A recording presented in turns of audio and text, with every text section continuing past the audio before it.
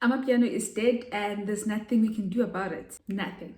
Absolutely nothing, unfortunately. Hi my friends, welcome back to my channel. My name is Atule, as some of you may know me by now. I'm back again with another commentary. I thought about what I'm doing, right? I thought about my YouTube videos, and I didn't know the category that I'm at, the niche to kind of assign myself to. And I made some research. Google, well, ChatGPT specifically, suggested that I am a social commentary. So I may start calling myself that from now on. If it is that, then it is what it is. It is what it is. Now, today's video, we are speaking about Amapiano, the famous genre originated in South Africa. Now, I know Nigerians wanted to steal it from us.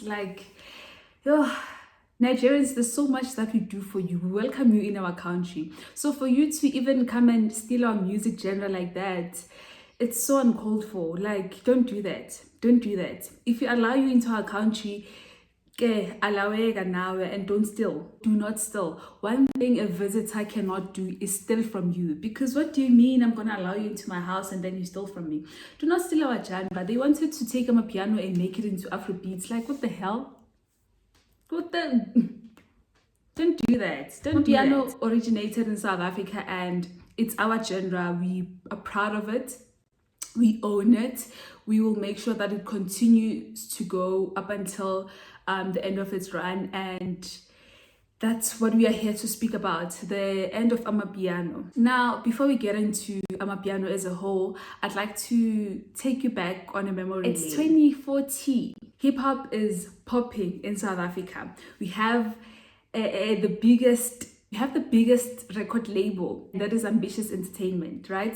2014, if you did not know what Ambitious Entertainment is or was at the time, then you're not a part of South Africa. Unfortunately, this Ambitious Entertainment had the likes of MTs, had the likes of Fifi Cooper, Java, what's this guy? There's this famous guy, Saudi. It had Saudi in it. Saudi, Miss Prue, I think. I'm not sure on that, but I think Miss Prue was also on that. And a lot more artists, right? Those artists gave us proper hip-hop music, proper South African music. I remember the first time I discovered MT, it was on Roll Up, the song Vele he became famous out of, right? Roll Up was introduced, and then that's where I kind of understood what South African hip-hop was, because we knew hip-hop, right? But we knew the American version of hip-hop. We knew Abo Nicki Minaj, Abo Lil Wayne, Abo Drake, and what so on. But then South Africa came and they said, hold on, we might have our own hip-hop. They made their own hip-hop to be, I don't know how to describe South African hip-hop, but if there was a jug, if there was maybe a jug like this to store niceness, to store ubumnani, to store something so great, I feel like we would have stored South African hip-hop in a jug just for future generations to experience the niceness and the pleasure we experienced from South African hip-hop, right? We had about Fifi Cooper, Abos Java. I remember the time the Ambitious Entertainment artist came along and gave us a song. I think most of them were on that song. I'm talking Java, I'm talking MT, I'm talking Fifi Cooper, I'm talking Saudi, and they gave us Ameli. I was like, God damn it. No, then we were done. We had put a stamp on our South African hip-hop. That was a song to be remembered. I still play that song even up to date because it's that good, it's that memorable. So South African hip-hop had its own run. We also had Nasty C, gave us Juice Back. Oh my God. Oh my days. And then our Cassper came, recruited Davido, and then they made it into a remix. Oh, Jehovah. Oh God. Yeah, 2014 to 2019, I would say. That was a time for South African hip-hop. That was a really great time for South African hip-hop. And it had its run, right? It did its thing. It was amazing. It was great. It was fun. It did what it was supposed to do. I remember Abo KO, Abo Muesli, Abo Mai pushing the petrol no milk, the Cash Time record, the Kara Kara song, the Kid X. Oh my God. I wonder when you said petrol, no milk. If there was ever a time to remember a merch, to remember bucket hats, to remember t-shirts, to remember joggers, petrol, no milk was the time. They did it successfully. They sold merch. It was even prioritized at some point, but we were there for the culture, man. We were there, we supported the culture, we loved whatever they brought to us, we supported it, and we gave them our full support as South Africans. And our artists would deliver. They would deliver beyond measures. I remember for the first time at the Union Buildings, I was on a school trip and I saw Ko. He was performing one time. Do you remember that song? Oh my gosh. One time was a song to be remembered. It featured Muma E. I think Musli was also on the song. I'm not too sure. But when you say one time, I just say Ko and my E. Those are my two main people for that song. Then there was Josie. Oh my God. AKA said, hold up. Ko said, hold up. I'll show you what hip hop is. They gave us Josie. Basa CBD. I think they were near Britex rank. Taxi. It was such a vibe. There was beef between Cassper and AKA. That beef was a stamp to the hip hop industry. Took hip hop to another level, in my opinion. If there wasn't that beef, I don't think I would be interested in AKA and Cassper as much as I am up to this day. They gave us a run for our lives with their beef.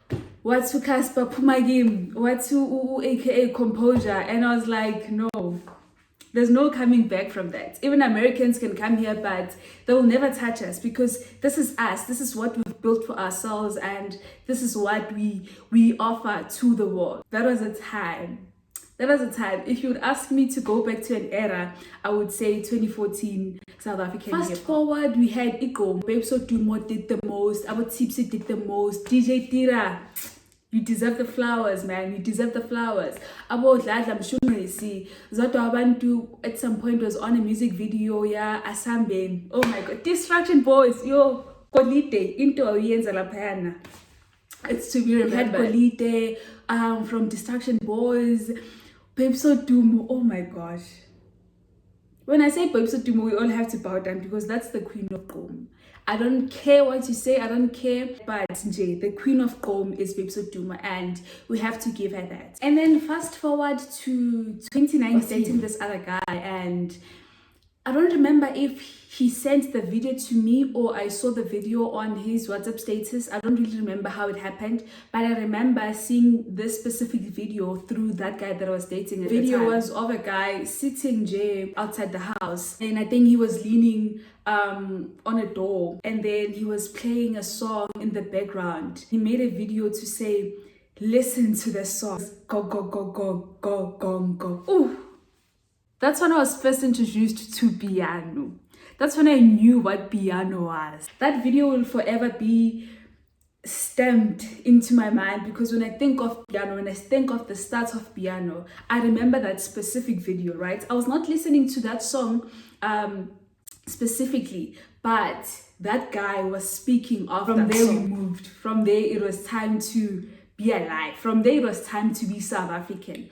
If you're not a South African by that time, then just forget about your life, man.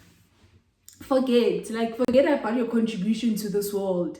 You've done nothing, basically. If you are not a South African at that time, then cancel your membership to this earth, because what are you doing? What are you doing, honestly? People took interest right into that song, and people started learning about that song, and we started discovering, no, there's actually a new genre called piano, right? And it was later named Amapiano. Music Genesis will explain the chords and everything on Amapiano and what it means. I'm not there. I'm just a consumer of music. We just wanted to consume the sound. We just wanted songs. We just wanted to be engaged in the pleasure of listening. We had Scorpion King's album. That Scorpion King's album was a proper stamp to the Amapiano genre. It was a proper stamp to us being introduced into what Amapiano is and kind of taking it in, taking the consumption in, being interested to learn about piano. But also remember, this is personalized to my liking and the songs that I liked at the time, because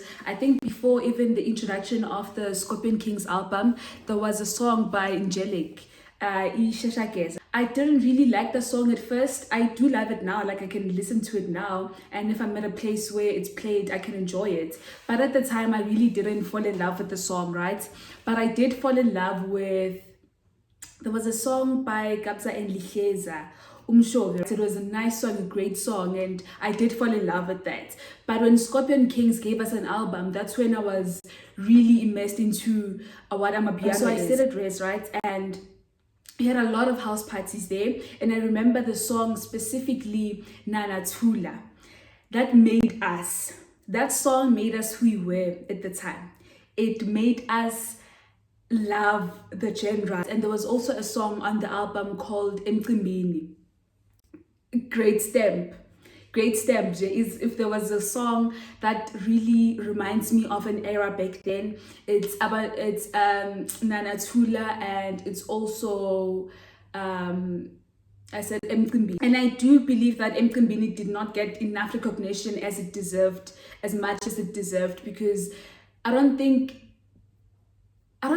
it's spoken about enough. I don't think people give enough airtime to Mqimbini as much as they should be. Nana Tula is perfect, but it goes hand in hand with Mqimbini in my books. And then I remember there was also an album. Now I'm not sure if these particular songs are on the Scorpion Kings album, but I also remember Vulavala by Nokwazi, our famous lady, and there was also the song Man Koko, which I also believe that song doesn't get enough airtime as it deserves. That song it's one for the books, man. That song is marvelous. That song is amazing. I remember after the Scorpion Kings gave us an album, it was 2020 when we were jamming to these songs. It was during the period of lockdown, right? The coronavirus lockdown. And I remember how Amapiano contributed towards making us feel like everything will be fine at the end, right? Because lockdown was not a favorable point in our lives. It made us isolate ourselves. It made us lack social interactions. It made us lack seeing people. It prevented us from going outside. So having music to listen to, having something to relate to, and having the internet where people would share their music love, and having Amapiano as that one music love for South Africa was an amazing time for us, right? It made sure that it senses us back into knowing that everything else will be fine. Man, those songs sounded like Kuzolung. I remember the likes of Vibrant Deep, Nabo Channel O. They gave us a run for our lives. They made sure that we were entertained even though we were in our homes. And then there was an album introduction introducing us to Something Soweto. Now I learned later on that Something Soweto became famous even before Amapiano, but I knew him from the album that he had with Scorpion Kings, right? I don't really remember the name of the album. I don't even think I know the name of the album. Well, if I do know it, it just skips my mind. Something Soweto having an album specifically for him with Scorpion Kings, with Kabza and Maphorisa, and the album also, I think it also had songs with Shasha. I remember Agulalegi. Something Soweto and Shasha gave us Agulalegi, and I still play that song to this day. Like if you say Something Soweto, I'll say Agulalegi, right? Shasha also had a run for her life. She gave us Something to Remember. She gave us songs, man, a lot of songs. I remember Love You Tonight with MFR Souls. I still love that song even today. It was Love You Tonight, right? And I remember at some point, the album that belonged to Something Soweto also featured Lindo, the vocalist, and that was a time of our lives. We had a ball. When I say we had a ball, believe me, because we had a ball. And then Amapiano grew, right? The genre grew, and then I remember the likes of the Mtuda coming into the front, and the Mtuda gave us an album also. I think it was Reshuffle or something like that. It had two songs that I remember, two songs that I still play up to date. John Wick and Abeko Ready. Yo, if you don't know what Amapiano is, just go listen to those two songs. Then come back here, then we can speak, right? If you don't know what Amapiano is, go and listen to those two songs. Then you'll come back here knowing what Amapiano is, just from those two songs, right? Those songs are spiritual in my From books. Them to die, I started learning what the spiritualness in Amapiano means, right? And also Kabza made a lot of contribution towards the spiritual Amapiano, the likes of Bo Kelvin Momo. And then the private piano kind of came into fruition. Kabza shined. Kabza gave us good music, man. If there was ever a person who gave us good music in the South African industry, in this genre of Amapiano, it is Kabza De Small. Kabza knows music for what it is. Kabza knows how to make a good song. Kabza knows how to get into the studio and give you a good song. Not even good. Let me say a great song, right? Kabza produces great music. Kabza is the GOAT, the greatest to ever exist, the greatest of them all. If you ever feel like disrespecting Kabza, just take a moment, man. Take a step back, just sit down, drink water, you'll be fine. He doesn't deserve that. Kabza is everything, and he gave us with Msaki Bawo Kusela. I remember hearing that song for the first time. I was at Capello in, is it New Junction? Just after Fordsburg, right? I remember I used to work at Fordsburg and I'd used to visit Capello a lot. So I was at Capello a lot and I remember hearing the song for the first time. Oh, Jesus. I remember being introduced to the bass firstly, and then hearing the instrumentals behind it, and then hearing the addition of Msaki to the song. Oh my God, I was sold. If you had said at that time, give me a pin to your bank account, I would have given you, because I was immersed in spirituality. I was immersed into the song itself, into what the song did to me, right? I was no longer myself at that time. I was the song. And I remember even before the spiritual piano came into effect, we had a lot of great songs, man. We had Our Lady Do with the Wawa. We had Amaroto giving us Jump Park. During lockdown, it's one of the songs that kept us alive. We had Jesse contributing to Amapiano, did amazing. Abavagro Deep Nabo, they did an amazing job. Kilakao Nabumpura contributing positively to the culture of Amapiano. May their souls rest in peace. And after all this greatness, after all this pleasure we've experienced, it came 2025, and that's when I realized, no, man, we're actually no longer receiving songs from these people, right? I remember in 2025, I'm not sure if this song came in 2025, but it was at the time that I was introduced to it. Abantwana Bakho, right? It was a spiritual song, typical Kabza song. Like if you listen to that song, automatically you know it's by Kabza. That's how much of a good song it is, and that's how trademarked it is by the Kabza sound. It was only that song that I could say 2025 gave us. I felt like there was a decline, and not even a slight decline, a very major decline from our artists and our producers into giving us songs, right? They were no longer giving us the sound that we love, the sound that we're used to, the sound that we appreciate. I mean, Abo Stana, they're still there. Abo Nkosazana and a daughter, they're still performing. Shout out to Young Stana for that Not to Madu album. Oh my God. Asiti Shri.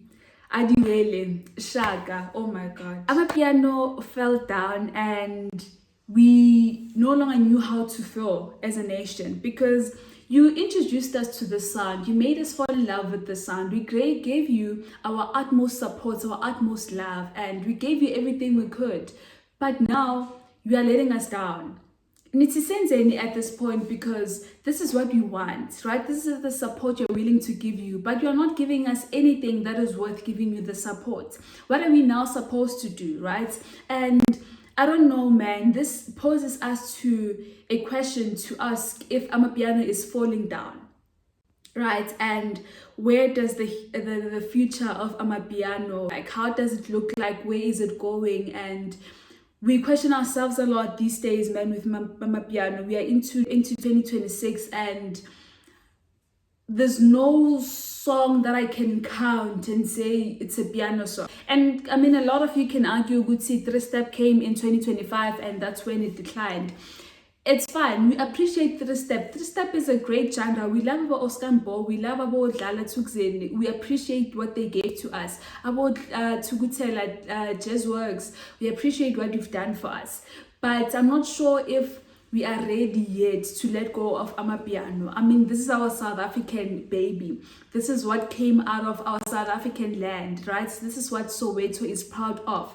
If there was anything Soweto has ever produced, it's piano, and they are proud of it, right? Now, to just let it go like that, I don't think it's fair. I don't think it's fair for you as the artist, and I don't think it's fair for us as the music consumers, as the piano consumers. I don't think we are ready to let it go, man. I still believe that there's so much we can do from this genre. And we are seeing our artists, man. They're busy touring outside of South Africa.